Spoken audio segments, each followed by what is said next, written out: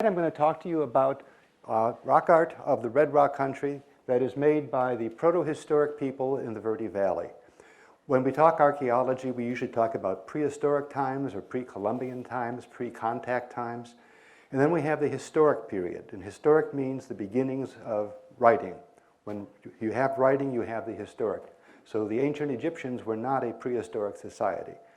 The period in the Southwest between the end of the prehistoric sequence, about 1400, and history, which is 1580, when the first Spanish explorers, Antonio de Espejo, came into the Verde Valley, is what we call the proto-historic period.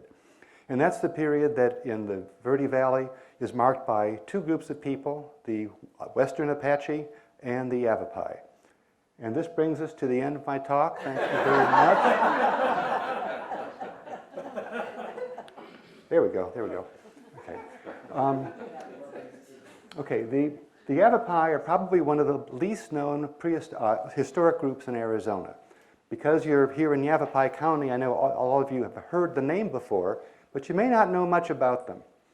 But you know, the Yavapai had originally occupied about 20,000 square miles of central Arizona, ranging from the Colorado River almost up to Flagstaff and down into the area around Globe, Arizona. So they covered a vast territory, and most people don't realize how big a tribe they were at one time. They were divided into four bands, four subgroups. We have the northeastern Yavapai, the northwestern Yavapai, southwestern, and southeastern. They, in turn, are divided into smaller subgroups based upon family relationships. The larger group that we have here in the Verde Valley is called the Wipukpaia clan, or Wipukpaia Yavapai. It's not a clan, it's a group of people, which translates as the people who live at the foot of the Red Hills, at the Red Mountain. The Yavapai are one of the human-speaking people. So in that regard, they are part of what's called the upland humans, which includes the Havasupai and the Wallapai. In addition, there's another group that is down in Baja California known as the Pai Pai. They are also a Pai group. The ideas archaeologists have at present in terms of their origin is that they originated in that Baja California Great Basin cultured area. They slowly moved up to the northeast, eventually spreading into the area parts of central Arizona, and with neighbors to the north being the Paiute and neighbors to the east being the Apache groups. Okay. For both anthropology and archaeology, not a lot of work has been done with these people. The most work that's been done was done in the 1930s by an anthropologist from the University of California at Berkeley named E.W. Gifford, who spent 3 weeks, he spent the summer here in 1932 in the Camp Verde area, talking to various Yavapai people from the different subgroups. And in 1929, he spent three weeks or so with a Yavapai who was one of the few survivors of the Skeleton Cave Massacre. And from him, he got a collection of folk stories. And what I'll be talking about in today's talk will focus on some of the folk tales because I think they have a direct relationship to the rock art. Okay. Now, from an archaeological perspective, the Yavapai, being mobile hunters and gatherers, did not leave much material culture behind them. Their structures, called uwas, were just simple wiki-up-like structures that at most would have had a rock foundation to help support sticks, supporting a frame that was then covered over with brush and branches. And when they abandoned the site, they would tend to knock the structure down and kick the rocks aside if they had a rock foundation. So all that leaves for the archaeologist are, if we're lucky, that's what I want, if we're lucky, leaves somewhat clear-looking areas cleared of rock with scattered large rocks around the sides. The problem with these, though, is when you excavate them, they disappear because only the large rocks at the surface are the ones that could represent the structure, but when you excavate, you expose a lot more rocks, and you lose the pattern that you saw from the surface.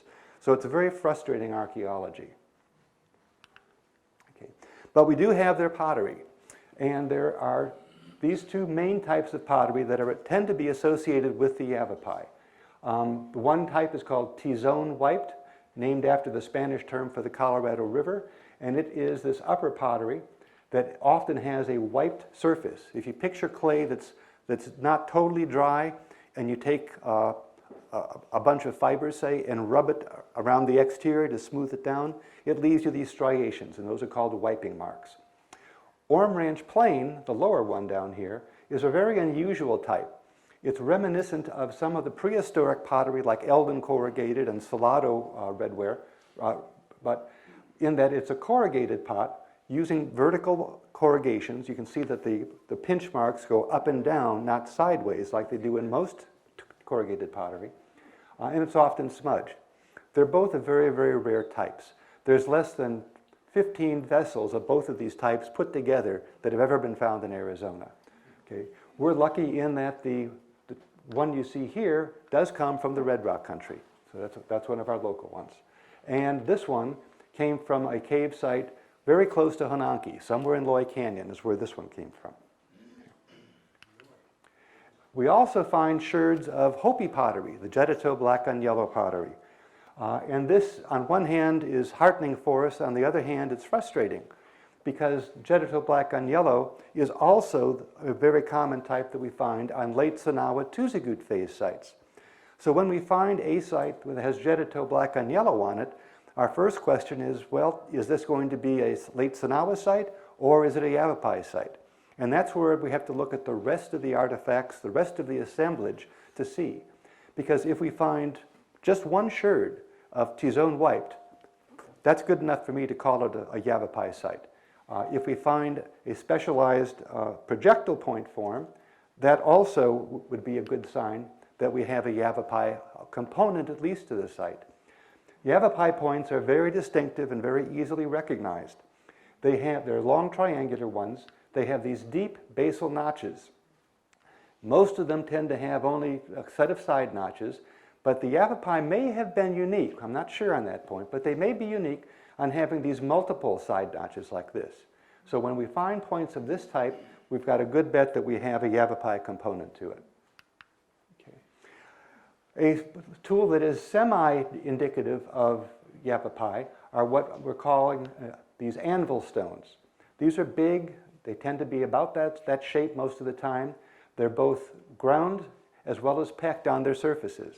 And they were used as like an anvil, basically as a workbench. You could grind pigment on it. You could crack nuts on it. You could grind grains on it. It would be a multi-purpose tool that we often find on Yavapai sites.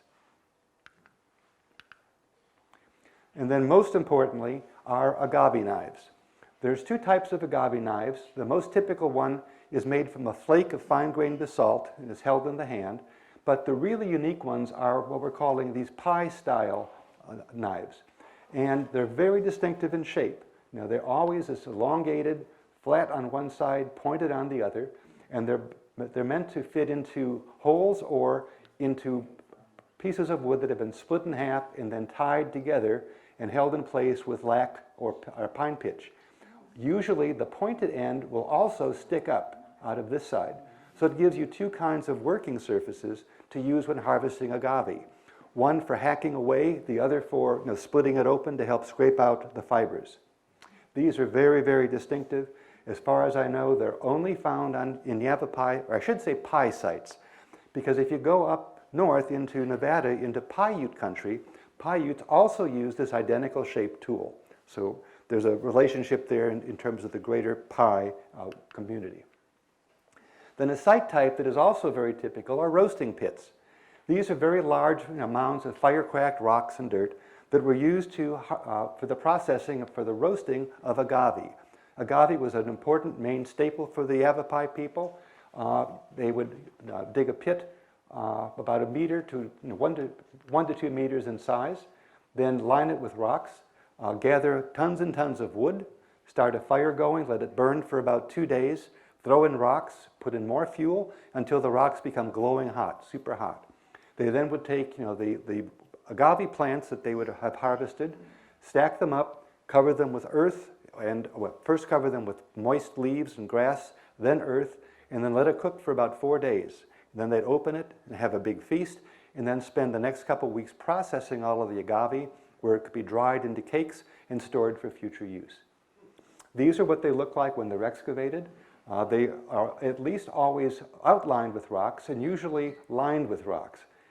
When we excavate them, they are filthy messes to deal with. As Bill and Joan love to recall how filthy they got helping us dig this roasting pit up here. Anyway, the one that was up there. Okay. That one. Okay. Okay. And when you excavate them, they are filled with lenses of ash, charcoal, and burned dirt, like you see in this slide here. There are very, very few artifacts with them. In this one, which is probably the major excavation that we've done on roasting pits, our artifact count was something like 2 broken manos. There are very, very few artifacts for them. Now, as I mentioned, that their neighbors to the east are the Apache. And here's where we have an interesting dilemma, that the characteristics that I just mentioned to you as being typically Yavapai, many of them are also shared by the Apache. The Apache have a very similar lifestyle. They're very mobile. They use agave in much the same way as the Yavapai did. Their pottery is very similar.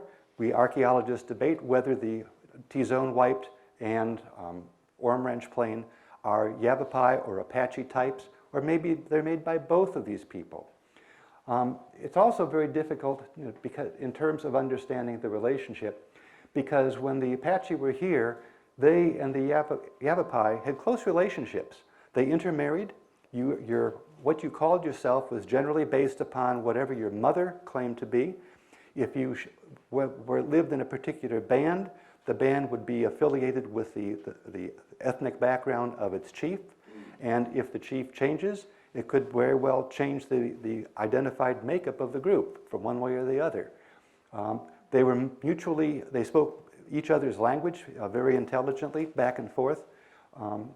They spent a lot of time together, harvesting during the seasons, camping close to one another. And so it's very hard to distinguish them. Time-wise is also another issue. Archaeologists are pretty certain that both groups moved into central Arizona. As I mentioned, the Yavapai coming in as part of the human migration from the southwest, and the Apache coming ultimately from northwestern Canada as part of the Athabascan movement down the Rockies into New Mexico and then west into Arizona. The earliest dates we have in New Mexico for the Apache is about 1540. About 1540. The earliest solid dates we have for Yavapai go back as early as 1200 AD. And so archaeologically and from what the Yavapai people indicate, that they were here before the Apache were. The Yavapai people say that the Apache didn't come into this area until shortly before the Anglos came into the area, which would be in the 1850s, 1860s. So we've done enough studies from the Yavapai side and on the Apache side archaeologically, is that we're now beginning to question, is there really a difference that we can identify with these people? Maybe rather than splitting hairs and trying desperately to make distinctions for them, we may as well just give up and just call them Yavapai Apache when we're in the Verde Valley area. Okay. Also, the relationship became even more muddled when both groups were sent down to the reservation in 1875. The Yavapai and Apache people of the Verde Valley were removed from the Verde Reservation and forcibly marched down to southeastern Arizona to San Carlos.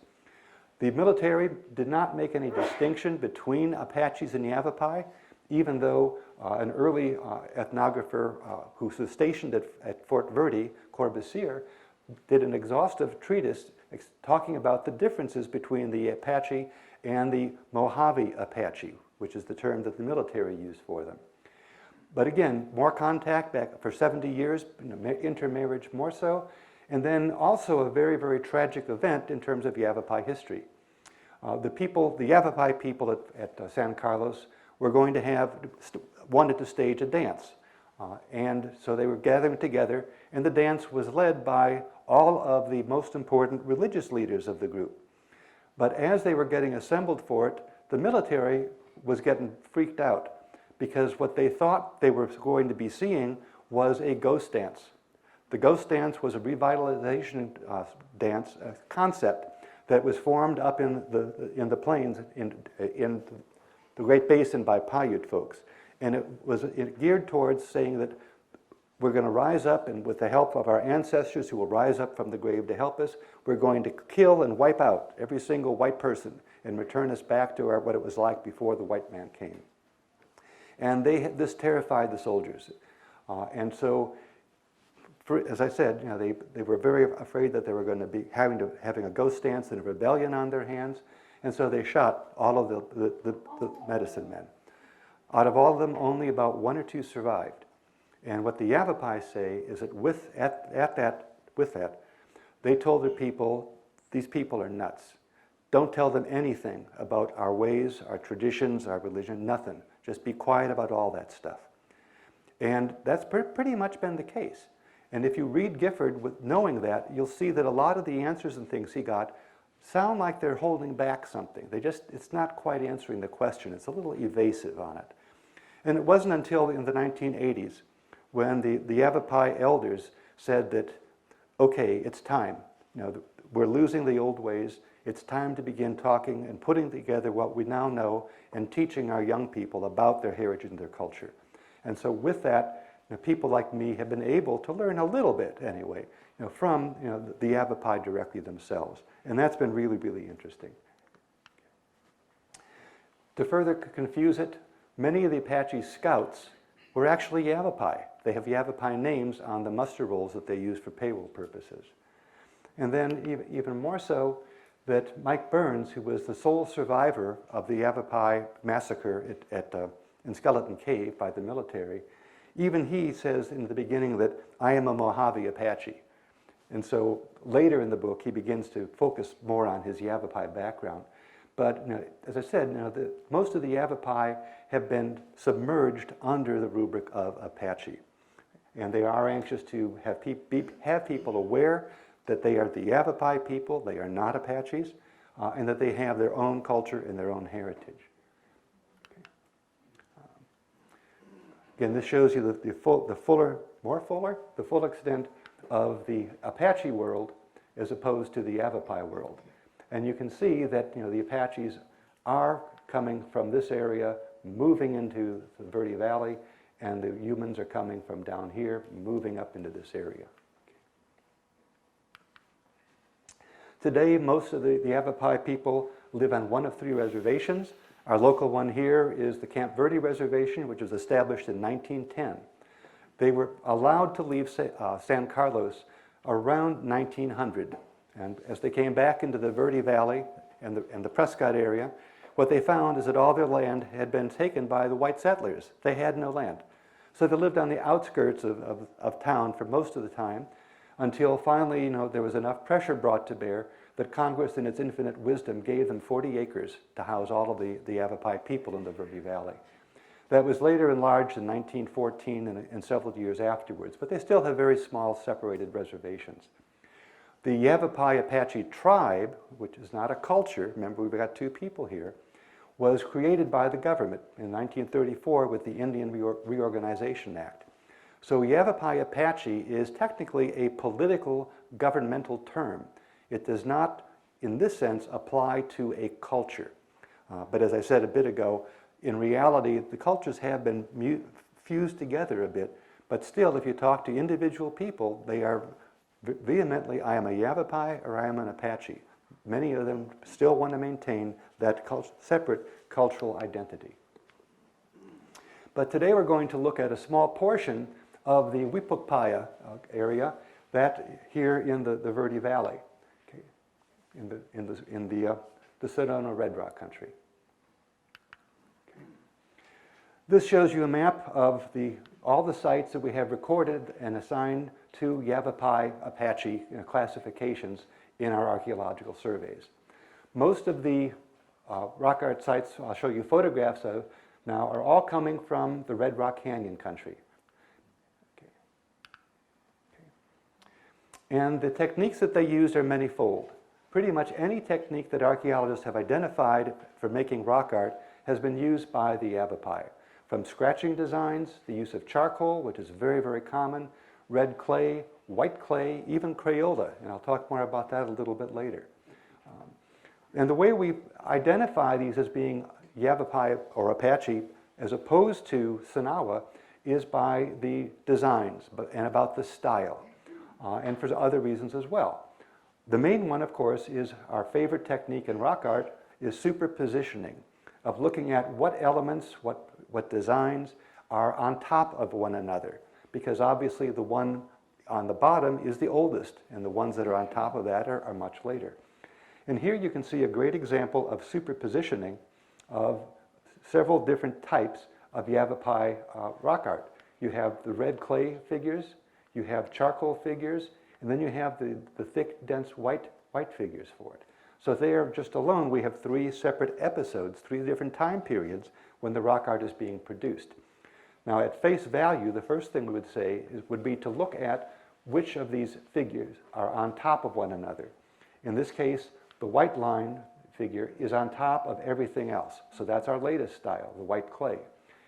I believe, if I remember correctly, the red is on top of the charcoal. And so the charcoal would be the earliest, the red would be the second most, and the third would be the white clay. Now, are we talking about decades between these, or could it be 2 weeks? You know, that we can't tell. But at least stylistically, we have the start of beginning to order them into temporal periods. Some of the most common designs are what we would call geometric rectilinear forms. And these are things like grids, zigzags, squares, checkerboards, things like that. These are also known as entoptic forms. An entoptic is a vision that is formed, by your optic nerve, that's conditioned by your cultural background and by your being in an altered state of consciousness. Now, I know that cannabis is free, is available, free and easy for all of us these days, and that will give you an out-of-state, out-of-mind experience, as will other kinds of drugs. But you can also get into an out-of-mind by meditating, by listening to rhythmic beats on and off. And my favorite example is if you all take your glasses off and rub your eyeballs real hard, what do you see? Stars, multicolored stuff. That's entoptic designs. If you enter into the deeper levels of entoptics, you begin to combine those kinds of images with your cultural background. And that gives you seeing all of this kind of weird stuff that you see in the bottom here, where you're combining elements you see in your head with your everyday experiences. So that may be one of the things that these kinds of designs represent. Those, I'll talk about it later, but basically that's a very common way that proto-historic people represent supernatural force and supernatural power and energy. Okay? And I'll talk more about that in a bit. But yeah, they're usually called power lines. Okay. The next favorite is big game animals, things like antelope and deer, elk, and mountain goat, okay. Bears, okay. As I said, deers and elk. Okay. And being hunter-gatherer people, this is easily understood because they have to hunt animals to get their protein. These are all animals that would have been hunted and used by the Yavapai. But another interpretation of them is that they could be shamans' assistants, that the Yavapai people, like many hunter-gatherer groups, have a shamanic kind of a religion, which is based upon a shaman with special skills that he is taught by a spirit helper, and spirit helpers are often some animal of power, like bears, elks, deer, that sort of thing. So that's another potential explanation for what are these indicative of, and it could be that they are made by shamans depicting their spirit helpers. Okay.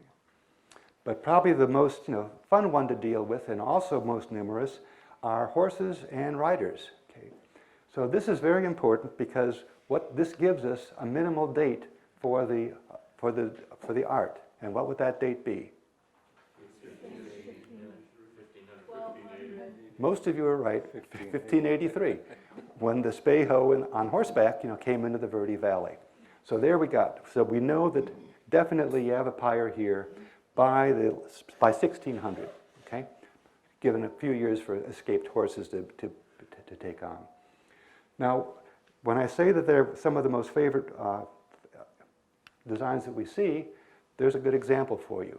And look at the variety you have of the way the body of the horse is shaped, the way the legs go, the way the rider is depicted. Now, I haven't done it yet, but all of those variations are the kinds of things we look at in order to further divide them into time groups. Study of horses and horsemen in Navajo country have identified a number of distinct characteristics that allow you to separate Navajo horse pictographs into different time periods. And as I say, if we try to play with that here, we may be able to further separate them into more distinct groups. And when I say they like horses, they really like horses. Okay. And then one site has these two symbols, which have been called pine trees, and that's not a bad guess, because the Yavapai people call themselves the people of the pine tree. And they are related to the Yavapai in both being human-speaking people. The difference, though, is, which seems unusual, is that one of the enemies of the Yavapai were the Yavapai. They didn't get along all that well. So it's odd to see. If it is a symbol for the Yavapai, it's just sort of odd to see in this context. Okay. There are also a number of archers, bow people. What's interesting on these groups is, first off, is this shape. I assume it's an anthropomorph, which is a fancy word we use to make it looks like a human, but he also looks like Charlie the Tuna. So maybe it is a commercial type product. But another interesting one is this character. If you'll notice, it's faded, but you got it. He has horns. And what kind of horns? Antelope, right. Okay. This may be a warrior, okay, with a warrior's helmet, or a cap, I should say, not a helmet. In war, the Yavapai and the Apache did wear war caps. Usually they had feathers on them, owl feathers for the most part in Apache, and eagle feathers and red-tailed hawk in the case of the Yavapai. But we do know from historic photographs, and even from a site that we've found in Clear Creek, that it was a cache of Apache Scout material. And among the cache was, besides basketry, parts of uniforms, military buttons, was a set of antelope horns. Now, when I say that they're a war cap, that's partly true, but at the same time, medicine men, shamans, also had these kinds of caps that were protective of them and their powers. And in times of war, the shamans would go off to the side of the battle area and sing songs and do prayers and chants to help egg their side on in warfare. And so when we say it's a war cap, it is also the same as a shaman's cap. Okay. And then along that, Gifford indicates that there were two war societies in the Yavapai group. A society is usually a group, an organization that you can join if you want to, or sometimes you must, if you were born of a certain clan, you must join this particular society. And the war society is not only was used in terms of guiding the people during times of war, but they are also sort of enforcers of the law, enforcers of customs. And there were two of them. And they were identified by the types of feathers they had in their caps. The one society had eagle feathers, and the other had red-tailed hawk feathers. And if you look closely at these warriors, you can see the red feathers with the black tips on this guy. There are some right over here on this guy. Here's the horse, there's the rider. And so we see confirmation in the rock art of what Gifford describes for Yavapai. Now, in terms of a war society, what's interesting about our rock art is that there are very few pictographs that clearly indicate war kinds of situation. This is the only really good depiction of a warrior that we know about. And you can see he's sitting on the horse, he has a lance, and he has a shield, okay? Implements of war. And the only possible depiction of an actual battle is this one from the Honanki area. It's pretty hard to see, but there are a number of archers and guys on horseback, one or two with bows shooting back this way while other ones are shooting this way. And this is a close-up of this area right in here where you can better see the remnants of the bow of the archers and the other archer over here. Okay. Okay.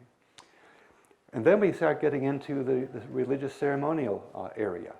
Another very common depiction is of kakaka.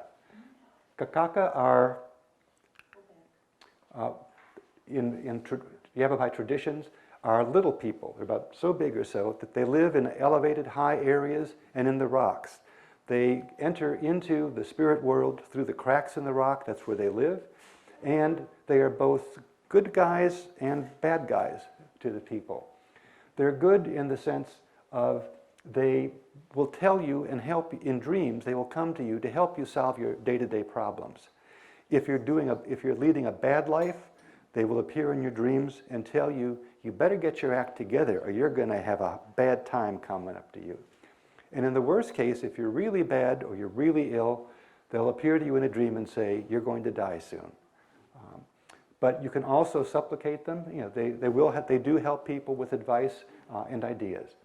The way they are distinguished from other anthropomorphic figures is by at least two major things. One, they always have a full feather headdress, and they tend to have exaggerated hands and fingers. Okay. And you'll see that most of them have all of those characteristics.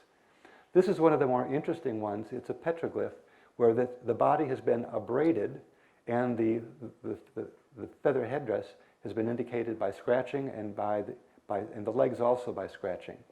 Right next to it, there is a shorthand version of this that simply consists of a straight line with two longer lines coming off of it. That's all there is.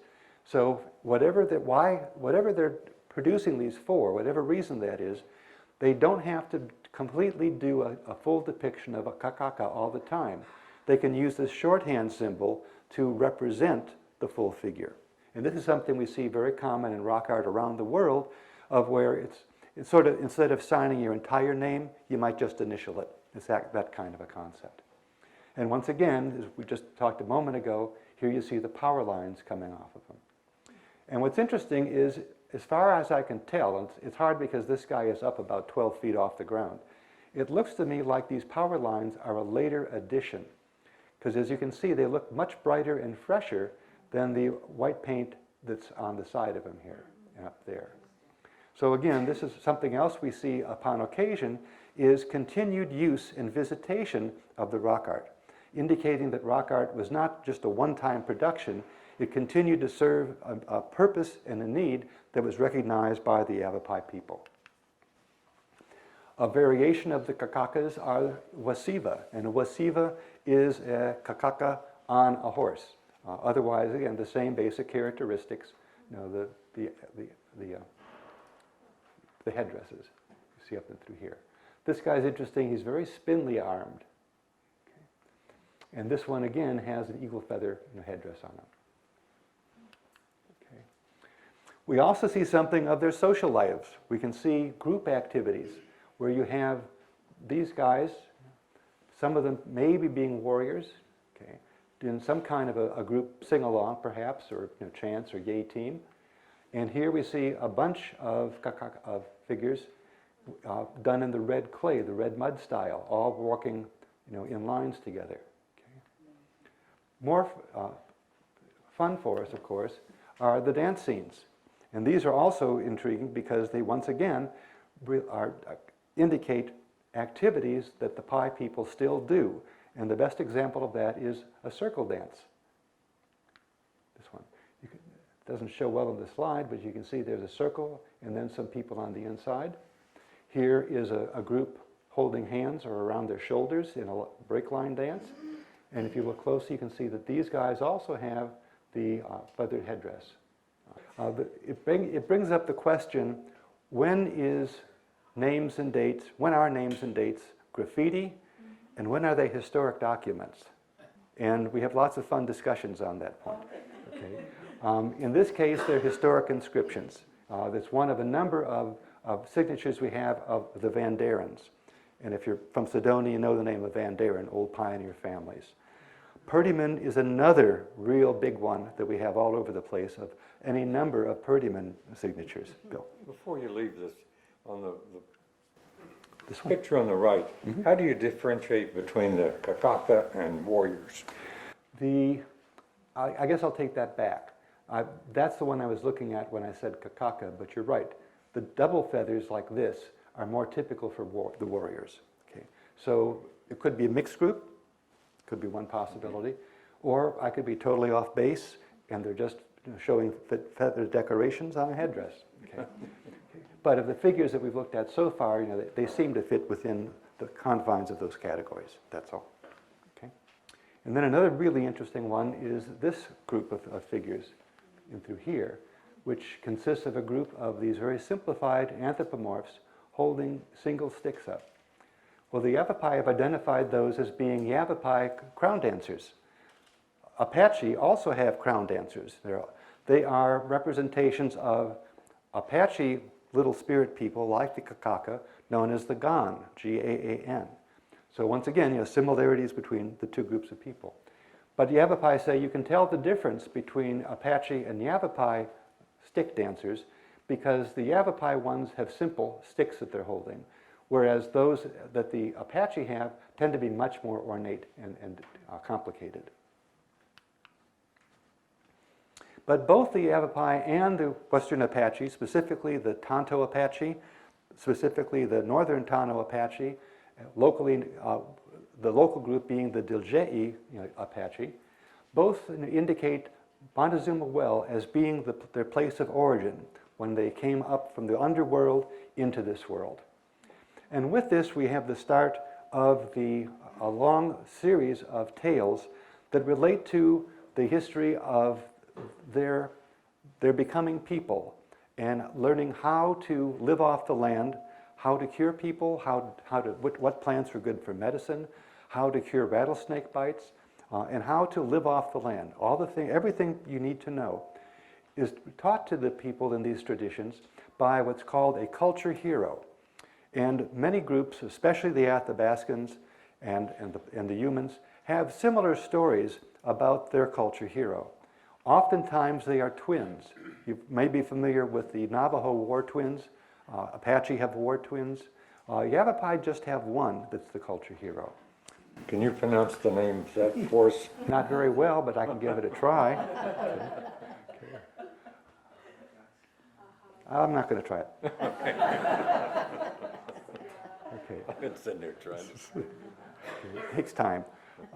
Anyway, according to the story, that people lived at Montezuma Well for a number of years, and they began to lose their way. They began to ignore the proper ceremonies. They didn't trust one another. They slept with other people's wives. They gambled. They were just going downhill bad time. And so because of that, the powers that be decided to destroy them. And so they sent a great flood to wipe them all out. But the chief said, well, this little girl, has been pure her whole life, just a little girl. She must be saved. And so they took either a cottonwood log or more likely an agave stalk, hollowed it out and put her and sealed her in that and told her that you will rise to the top and float across the flood and you will come to ground, and when you hear it come to ground, send out a bird or watch for a bird. And if you see a bird coming at you, the flood has receded and you can go about and repopulate the earth. And so this little girl, whose name was Wipukpaia, was put into the hollowed out agave stalk, survived the flood, and her agave boat came to rest on top of Bear Mountain, highest point in the area. From here, she then walked down to the nearest canyon, Boynton Canyon, and she found a cave where she took up residence. Okay. This is let me give it a chance. Wipukpaia, okay, Wipukpaia's cave. In the cave, she set up house, but one day, she fell asleep, on on the ground, just below the drip line. Okay, and while she was sleeping, the rain took place, and the cloud producing the rain, water came pouring off of the cliff and impregnated her. When the clouds cleared, the sun sent its rays and also impregnated her. And as a result of that, she had a daughter. They lived together for a number of years. And then the daughter did the same thing. The cloud and the sun also impregnated her, and she had a daughter. The daughter was impregnated, as I said, and she had a son, Ska'ddika'amche. Okay? And Ska'ddika'amche is the culture hero with the rest of our story. Okay. Ska'ddika'amche went to a nearby canyon, Hartwell Canyon, and in there he found a cave that he made his residence. Okay. And this is Ska'ddika'amche's cave. It has a structure in it, and for many years the Yavapai knew of this place from their traditions, but they did not know where it was. In the 70s, they began an active search to relocate a number of their traditional places. And I got a phone call from a professor at ASU who was working with the Yavapai, who asked our help in helping them find the sites that were in the Red Rock country. The entire Red Rock country is a sacred place to them, as the place of their origins and their early histories. And when they described the site to me, luckily, I was able to recognize it. So I met them there and took them back to it and helped them relocate Ska'ddika'amche's cave. Now the way we knew that, they knew that it was Ska'ddika'amche's cave was because they said that Ska'ddika'amche was the first rattlesnake shaman. His grandmother taught him all the arts of working with rattlesnakes, of how to cure rattlesnake bites, and he depicted that with about a 12-foot long snake on the back of the wall, and that's Ska'ddika'amche's large rattlesnake. Note also the way they're depicting the rattlesnake design, because you're going to see some more of that in a few moments. Okay. As I mentioned, he was the first rattlesnake shaman, and the design that I just talked about is, there you have it, the diamond-shaped chain on the back of a rattlesnake. If you may recall back when I showed the slide of the rectilinear geometric designs, there was a diamond chain representing probably Ska'ddika'amche. Now, one of the things he did is that the world at that time was populated by monsters. Monster animals, monster humanoid type figures, and they made life miserable for people. They killed them, they ate them, and many of them were large animals, giant eagles, giant elk, giant bears. And Ska'ddika'amche killed them all. Some of the ones that he killed turned into stone, and that's what this one is. This is one of the monsters that Ska'ddika'amche killed.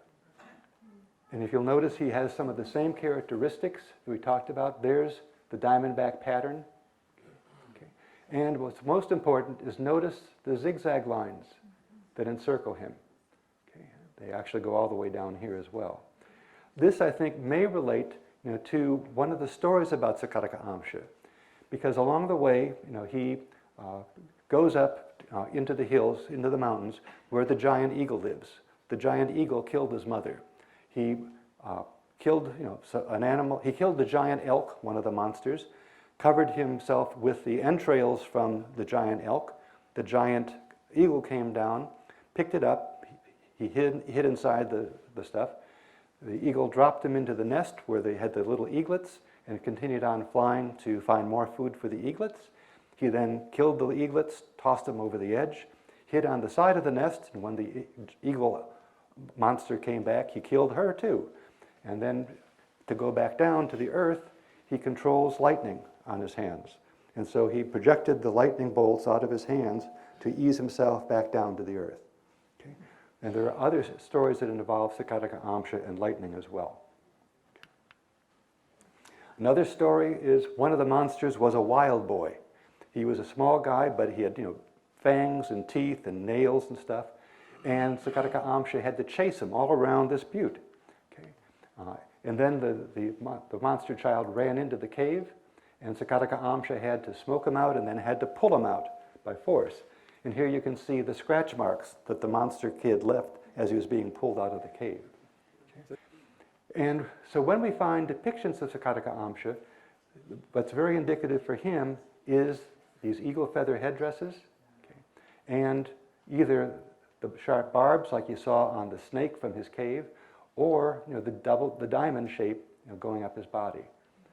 When Ska'ddika'amche appears in a scene, he is usually depicted bigger than the other figures, a common kind of artistic representation of more important people.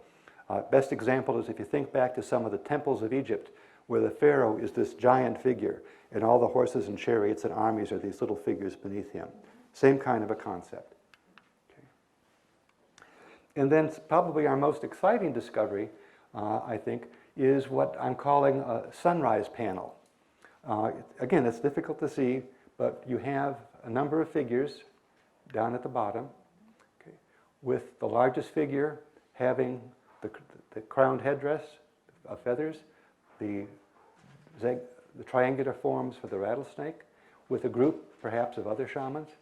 And if you look closely, you can see that there's a whole bunch of zigzags scratched all up and down this entire face.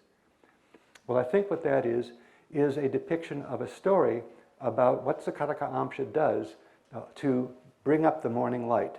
That he basically has his lightning bolts that he throws up until they hit the dome of the sky and bring on that bright flash of light that typifies first light of dawn. And let me read for you from one of the stories that Gifford was able to document this particular activity by Ska'ddika'amche. Sometimes Ska'ddika'amche puts the cloud in his heart. This is the way he sings. He picks up the white dawn powder and makes a cross on his chest and speaks of it. He calls it the morning cross. He comes out of heaven and speaks to the world in heaven. It looks like this: lightning's coming down his body from his shoulders. The rain and lightning keep coming. The lightning went into the heavens. The lightning flashed and flashed. The dawn white came all around. He stood on the dawn as he sang and spoke. And I think this could well be a depiction of what I just read you. Here's a closer look. You can get a better view of all of the zigzag lightning forms through here. Lightning, again, is associated with rain, which rain is water, which is clouds. So once again, it's that all-encompassing concept of moisture production that's so important to people in the arid Southwest. And again, it's one of the things he learned from his father, the cloud, the rain. Okay. Again, some of them have their arms raised up like we saw in one of those pictographs earlier. And the Yavapai have suggested these would be shamans down here chanting and singing along with Ska'ddika'amche to celebrate that morning dawn light. Okay. We've identified 5 of these kinds of scenes so far. One of them is at Honanki, and it's way up high. So high that it indicates that when this was produced, the walls down here had to be higher so that they could either extend that high, which I doubt, or high enough that they could bring like a tree trunk or a ladder of some sort to get that high. But this entire area on that panel is covered with more of these zigzag-shaped lightning type things. Another one is by Cathedral Rock, and again, all of the zigzag lightning bolts. And here's a pictograph one with the rainbow, again associated with rain, with moisture and water, and again, the headdress for Ska'ddika'amche. Then there's this one, which is even more interesting. It's also on this big, huge panel with the zigzag lightning scratched all over and through here, with Ska'ddika'amche being the central figure for it. What's most interesting, though, this shows you a little bit better of what the zigzags look like. There are also grid-type marks that also have been identified as something shiny and glimmery like water. So once again, a water association with it. But what I think is going on here is that the central figure was a prehistoric Sanawa anthropomorph. That Yavapai came by, and by scratching and rubbing red ochre into it, turned him into a Ska'ddika'amche figure, and then did the scratch marks and things. This is the photo is overlain on top of our drawing of it, and this is the same continuation of this animal beneath the figure. Okay, so earlier pictographs were there before Yavapai did that. But besides the Ska'ddika'amche and Wipukpaia, there are other supernatural beings that we see in the rock art. And I have no idea what most of these are all about. This one is very similar to figures that we see in the Great Basin and especially in the Coso Range in California, Southern California. But these other two are similar to Kachina-like figures. But hopefully you've looked at them, can't identify them. They say they sort of look like some of ours, like this looks sort of like a misdrawn water serpent. This one looks like a misdrawn koshari, first Mesa clown, but that's not what they are. You used to have a name for them. Pardon? You used to have a name for them. The one in the middle is called Featherface. I've actually seen that one. Right, and that's not the real name for it. That's a stupid name. It is. What? You can only see it at the solstice. Yeah, and I'll come back to that point too. This is similar to the water serpent, Balaloakan. The difference is that that should be a beard, and it should be individual beards because that signifies water and the rain. Is that the drawing that Lloyd Canyon? Mm-hmm. Okay. Yeah. Okay, and then some other really important ones. You can see again a number of Akaka figures down here that have spirit lines added onto them. Same thing here. We first thought that that was defacement of the pictograph, but now that you see that they're very specific lines, I think it's sort of doing the same thing. So both of these were revisited after they were produced, and not only had the power lines added, but also they colored them in charcoal, and they put extra power lines coming in off of them. So several different episodes of rejoining with these people. Whether it's gaining power from them, who knows.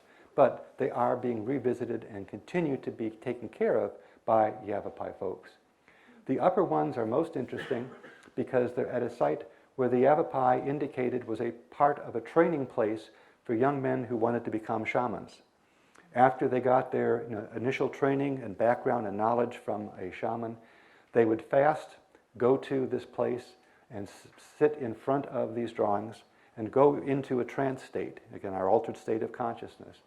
And during the dreaming that they would do at that time, one of these beings would appear to them and identify themselves as, I will be your spirit guide. I will teach you the things you need to know, the songs you need to know, the medicines you need to know to do what you should do as a shaman. Okay? So that's a very important site. And also what was interesting about it was that the Yavapai man I was with said, yes, and he named a person's name and said he was a main shaman that we worked with, and he would bring boys here. And I found that man's name there, written in charcoal, with 1944 date on it. So even today, historic times, meaning that these sites are still being actively used as part of traditional culture. Other mythological creatures are really fun, like these two. If you look closely, that the way this is depicted, and you look at the feet, this is how most of the Pueblo people depict a mountain lion. But the difference is he's got a bird's head and parrot tails, tail feathers. Okay? And this one is sort of along the same line with the bird's head in through here. Okay? Okay.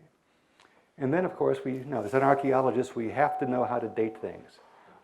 And there are a number of examples that help us to do this. We already mentioned the one about the appearance of horse motifs. Other things we can look at from the historic period is at this site over near Red Cliffs. We have this very large roasting pit, you see in through here, and during its use, the ones that we've excavated indicate that these big ones are used for a very, very long period of time, perhaps as long as several centuries. But the smoke from this roasting pit has sooted all the interior of the little cave behind it. Now, on those sooted walls, we have a historic inscription, down here, of February 1888, okay, that's been sooted over, indicating that this roasting pit was in use in 1888. That in and of itself is interesting because the Yavapai and Apache had been marched down to San Carlos in 1875.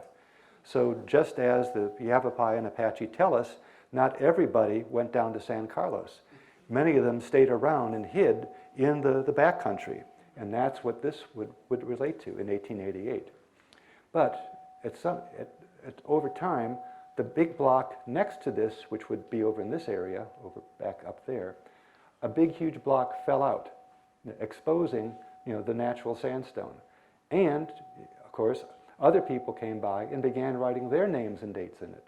And one of them is a name of M.F. Serrell, 1900, which tells us that this block fell out sometime between 1888 and 1900. Okay? Yet we still see on the sooted walls more depictions of Yavapai than in that white clay on top of the sooted stuff, telling us that they continued to use this even into the early 1900s. In addition, we have the pottery. Now, this is very difficult to date. It doesn't have painted designs that are very helpful in helping us date changes through time. But most recently, these sherds were submitted to a new dating technique called thermoluminescence. And it came up with these two different date ranges for these pottery types. Now, in dating, whether it's radiocarbon dating or thermoluminescent dating, the closer you come to the present time, the less secure the dates are. In the case of radiocarbon dating, that's because the poles wander, and it's that curve that they've been able to reconstruct, and the orientation goes through those lines, and the possible dates are at the intersects where those lines occur.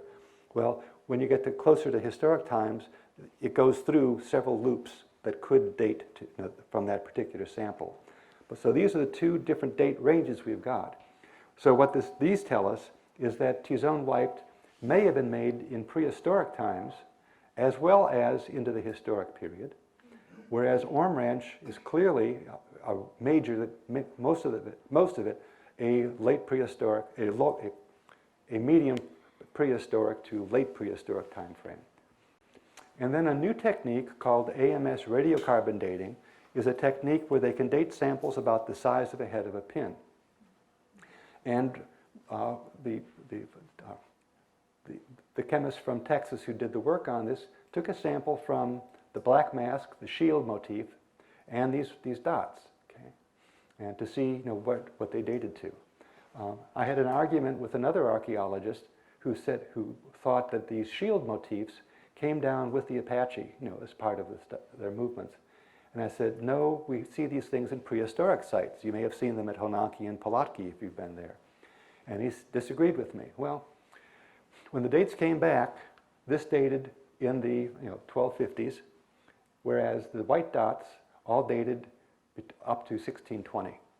So what we have again is an interaction between the Yavapai and prehistoric rock art, where you have Yavapai adding those series of white dots onto the prehistoric shield. From the Dry Creek roasting pit that we excavated, we took a series of samples from the bottom up to the top to see what the different occupation periods, use periods may have been. And by looking at the individual dates, they arrange themselves in correct stratigraphic order from the 1400s up into almost to modern times for it, indicating that this mound, the big one, has been used over centuries of time, but giving us some indications that we may be going back into late prehistoric times. And then, most importantly, on one of those sunrise glyphs, we have a scratch design that's part of the zigzag lightning that cuts through a historic date of 1890, indicating that the sunrise panel was made sometime after 1890. So once again, taking us into close to modern times. And then we have pictographs that are done in what looks like red crayon. And Crayola didn't come into existence until about 1903, and Crayola's crayons didn't get into the Verde Valley until the 19-teens. So that more suggestions that we're talking about modern production. And this is really interesting because in most situations around the world, anthropologists have noted that when Euro-Americans invade the country, the production of rock art tends to drop off significantly, if not altogether, because the Spanish priests would say that that's the work of the devils and don't do it. But we also know that the tribes that did rock art went underground with it, and they still produced it in hidden locations such as these. Okay. And then some of the most interesting stuff is that this is the best photograph we have of that large Ska'ddika'amche figure. He's the whole thing is about 1.9 meters in height. It's pretty big. And it's a little bit bigger than this slide is right now. And this shows you that it looks really pretty fresh. Okay? There's not too much erosion going on it. Of course, 100 years later, that's all changed. But besides, not being able to see them as well, a lot has been added. Again, it's hard to see on this slide, but the body has been outlined several times with both red crayon and charcoal, and there are additions made on his body and on the face here. So sometime after 1903, they are still doing things, interacting with Ska'ddika'amche elements. And then one of our last questions that we have to deal with is, what is the function of the rock art? In general, most people assume that rock art is made for ceremonial purposes, by shamans, priests, religious leaders, political leaders. And it's usually done in private places. For example, girls' initiation, puberty ceremonies are usually done in restricted places that the general public isn't allowed to go to. And then on the other hand, you have what we'd call public art, and that would be art that is put out there for the education of people or for information purposes. And the fact that at one of our biggest sites with Yavapai rock art, there's a whole number of large roasting pits in direct association with pictographs. Okay? The one you're thinking about, Bill, is I think right in there, the green guy. And then the antelopes are there. Okay? And so, once again, for this particular site, rather than being the secret lair of shamans, it looks to me like this particular one was also an educational area. It was a school to teach children, probably, or young people for certain, about the history of the groups, of their band, about Ska'ddika'amche and his whole history and how that fits into their heritage, and to educate them and train them about what rock art and their history is all about. And that's one of the things that we see that rock art is doing, is it is communicating a culture's value to young members of its own culture. This is for education. And it continues to do that, along with oral traditions. This is a great slide. It shows, I think, the first time Baja California Pai people came to the Verde Valley to meet with their distant cousins, the Walapai, Havasupai, and Yavapai. And this is Ted Vaughn, who was telling them some of the stories on the cliff that he knows about. And Ted was very important in doing things to re-educate Yavapai people in the Yavapai language. And what everybody found really a lot of fun and interesting is, even though the Pai have been separated from the northern upland Pai for hundreds of years, they could still understand each other. They had to speak a little slowly, and their pronunciation was a little bit different than I would say it. But they were able to understand one another, more of the family. So this part is what is important about rock art and why we study it, is because it's a way of understanding cultures and how rock art can help perpetuate these kinds of cultures. And besides that, they're fun. And you get to learn how to say funny words like komodo bukuya. And then just thanks to the different groups who have helped us document the rock art over the decades, as well as many of the Yavapai people that have looked at it and shared some of their knowledge with me. So, thank you.